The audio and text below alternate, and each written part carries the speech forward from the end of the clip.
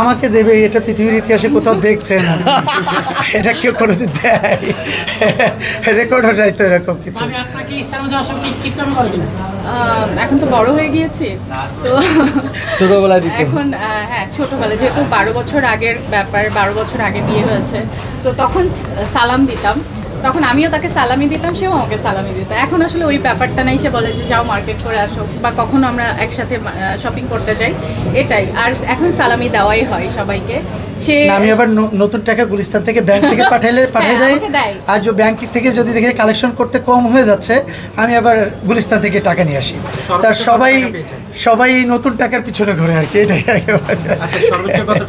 আমি সালামি কত টাকা পেয়েছি এটা থাক না, অ্যামাউন্ট না বলি, বাট মানে আলহামদুলিল্লাহ আমি সালামি দিতেই বেশি পছন্দ করি। আল্লাহ আমাকে এতটুকু সামর্থ্য দিয়েছে যে আমি সবাইকে সালামি দেই, এটা আমি প্রাউড ফিল করি যে আমি সালামি দেই। একজন চিত্রনায়িকা বলেছেন সে ঈদ সালামি 5-6 লাখ টাকা পায়, এটা আপনি কি এই ব্যাপারে অবগত আছেন? দিতেই পারে, এটা তার বাবা মা ফ্যামিলি সবাই হয়তো মানে সবাই যখন একসাথে থাকবে না, 100-200 টাকা করতে করতে করতে করতে না আমারও অনেক টাকা হয়ে যায়, ঠিক আছে? তো 5 লাখ টাকা না, এটা না না না, আমি একটা কথা বলি, তোমার বাবা তোমাকে দেখা যাচ্ছে যে 500 টাকা দিল, এটা ভালোবাসা থেকে ফ্যামিলি থেকে দিছে আর কি। এটা আমি নেগেটিভ। লাস্টে এসে ডলার এত বেশি বেঁচে গেছে, লাস্টে 42 জোড়া জুতা কিনছে আমেরিকা থেকে। আমাদের টেস্টে সব আমেরিকাতে রেখে আসছে, শুধু লাগেজ ভরে জুতা নিয়ে আসছে। আমাকে ফার্স্টেই এই কোশ্চেন করে, আপু আপনি নাকি 42 জোড়া জুতা কিনছেন? তো না, আসলে আমি যশোরের মেয়ে, আমারও কলিজা কম বড় না। কেমন কি হয়েছে কিনা যে আপনি দামি একটা ড্রেস কিনতে গেছেন কিন্তু জয় ভাই দিল না? কোনোদিনই মানা করে না সে ভাই।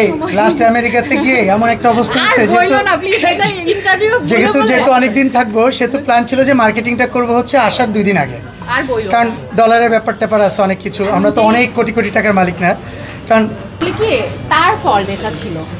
আমরা যখন ব্যাক করব, আমরা ডলার নিয়ে গিয়েছিলাম, তো তখন আমরা যখন ব্যাক করব তখন আমাদের কাছে বেশ কিছু ডলার ছিল, বাট আমাদের সময় ছিল না বিভিন্ন ধরনের শোরুমে যে সেইগুলো মানে এক একটা জিনিস নেওয়া। তো আমাকে একটা শোরুমে ঢুকেছে, একটা শোরুম থেকে আমি 42 শুধু কি না না না, আমি আসলে আমার ফ্যামিলির বাইরে গিফট খুব কমই পাই।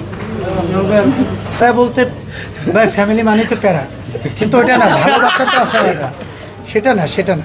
প্যারা বলতে গেলে কোন ধরনের প্যারা আমি এটা বুঝি নাই। আমি আসলে ওই ধরনের প্যারা উপলব্ধি করি। কথা বলি, নায়ক হিসাবে জয় যেভাবে আপনাদের সাথে, ফিল্মের সাথে, এফডিসির সাথে ওতপ্রোতভাবে দেখা যাচ্ছে, এফডিসিতে একটা গাছ লাগাবে সেখানেও জয় আছে, তো এইটা যদি আমি প্যারা দিতাম তাহলে কি এটা পসিবল ছিল কিনা?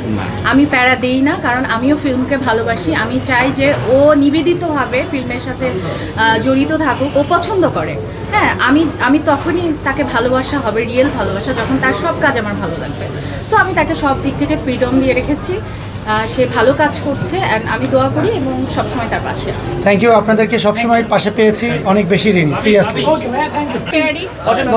মানে ভালো গুণ হিসাবে সে প্রচণ্ড কেয়ারিং, মানে দেখা যাচ্ছে আমার জন্য না, শুধু আমার বাসায় একজন হেল্পিং হ্যান্ড যদি অসুস্থ থাকে, তো সে ওষুধ খেলো কিনা বা সে খাবার খেয়েছে কিনা, এই জিনিসটাও সে জিজ্ঞেস করে। যে জিনিসটা আমাকে সব থেকে বেশি আমার ভালো লাগে। আর সেকেন্ডটা হচ্ছে সে খুবই বন্ধুপ্রিয় মানুষ, মানে বন্ধুদের সাথে সবাইকে, যাকে একবার ভালোবাসে তাদের সাথে খারাপ রিলেশন তার হয় না কখনোই। এটার খারাপ গুণ হচ্ছে যেটা আছে সেটা আমার মধ্যেও আছে, সো ওইটা আমি খারাপ বলবো না। রাগ সবার ভিতরেই থাকে, তো তার প্রচণ্ড রাগ, তো এটা একটু কম হচ্ছে। আচ্ছা, গত বছর যে কামারপাড়াতে একটা ইফতার পার্টি করছিলেন, এবার কি করলেন? খামারপাড়াতে কবে?